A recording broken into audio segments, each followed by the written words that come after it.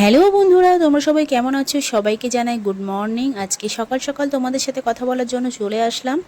আর তোমাদেরকে কিছু জিনিস দেখাচ্ছি। দেখো, আমি পুঁইশাক গাছ লাগিয়েছিলাম কিছুটা, তো সব পুঁইশাকগুলো বেঁচে গিয়েছে, কারণ পুঁইশাক গাছ তো খুব একটা মরে না। তো সব পুঁইশাক গাছ বেঁচে গিয়েছে। আর পুঁতেছিলাম কিছুদিন আগে, এখন দেখছি বাগানটায় ঘাস ভর্তি হয়ে গেছে। তো আমার হাজব্যান্ড আর আমি চলে এসেছি ঘাসগুলো পরিষ্কার করার জন্য। আর দেখো চারিদিকে জঙ্গল, দেখো কী অবস্থা হয়ে গেছে। বর্ষাকালে তো জানো তো, বর্ষাকালে গাছ তাড়াতাড়ি তাড়াতাড়ি করে বেড়ে যায়।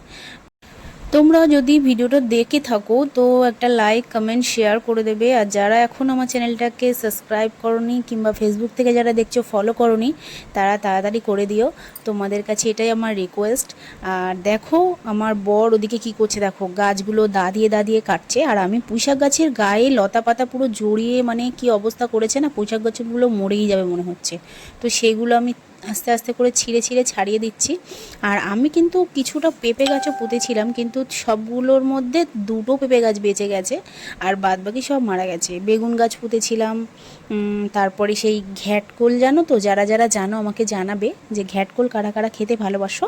আমি কিন্তু খুব ভালোবাসি ঘ্যাটকোলের ডাঁটা ভাজা খেতে কিংবা পাতা বাটা খেতে, আমার খুব ভালো লাগে। যারা যারা ভালোবাসো কমেন্ট করে আমাকে জানাবে।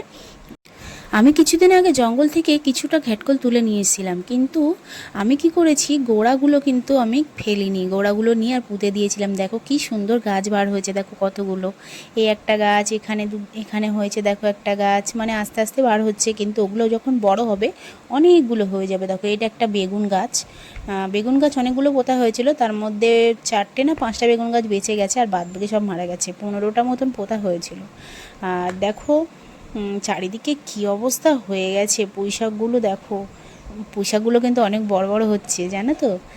যারা যারা পুঁইশাক খেতে ভালোবাসো চলে এসো তাড়াতাড়ি, আমার এখান থেকে পুঁইশাক নিয়ে যাবে। তো আমি সব পরিষ্কার টরিষ্কার করে নিয়ে আর বাড়িতে চলে যাব। রান্নাবান্নাও হয়নি, এখন অনেক বেলাও হয়ে গিয়েছে, কি আর করা যাবে। এদিকেও তো সব দেখতে হবে না। আশা করে গাছগুলো পুঁতেছি, সেগুলো যদি না দেখি, না খেয়াল রাখি, তাহলে তো সেগুলোও মারা যাবে না। আর এদিকে একটা কাকরোল গাছও হয়েছে, জানো, ওটাও কিন্তু নিজে নিজেই হয়েছে, আমরা কিন্তু পুঁতিনি ওটা। আর এই পুঁইশাক গাছটা দেখো এত লম্বা হয়েছে, মানে বেরিয়ে অন্যদিকে চলে যাচ্ছে, সেটা আবার ধরে ধরে আমি এদিকে সোজা করে রেখে দিচ্ছি।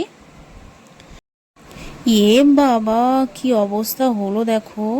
আমি জঙ্গল পরিষ্কার করতে গিয়ে আর বেগুন গাছটাই তুলে ফেলেছি। এ বাবা, কত বড় বেগুন গাছ দেখো, ভুল করে তুলে ফেলেছি। কি হবে এবার, দেখি আবার পুঁতে দিই মাটি করে, যদি বেঁচে যায় তো ভালো, আর যদি না বাঁচে তাহলে কি কি আর করা যাবে, কিছু করার নেই, ভুল করে হয়ে গেছে। তো আমি দেখো দা দিয়ে মাটি করে আর বেগুন গাছটা আবার পুঁতে দিচ্ছি। দেখা যাক, যদি বেঁচে যায় তো ভালো। এমনিতেই 15টা গাছ পুঁতেছিলাম, তার মধ্যে 5টা গাছ বেঁচেছে, তার মধ্যে সব থেকে বড় হয়েছে এই গাছটাই। তাহলে কপালটা দেখো, দেখে দেখে সেই বড় গাছটাই তুলে ফেলেছি। আর কি করব, দেখা যাক কি হয়, পুঁতে তো দিচ্ছি, যা হয় হবে, আর কি বলবো। তো চলো, ভিডিওটা এই পর্যন্তই। যদি ভালো লাগে লাইক কমেন্ট শেয়ার করে দেবে প্লিজ তোমরা। আজকের মতো টাটা, পরে ভিডিওতে তোমাদের সঙ্গে আবার দেখা হবে, টাটা।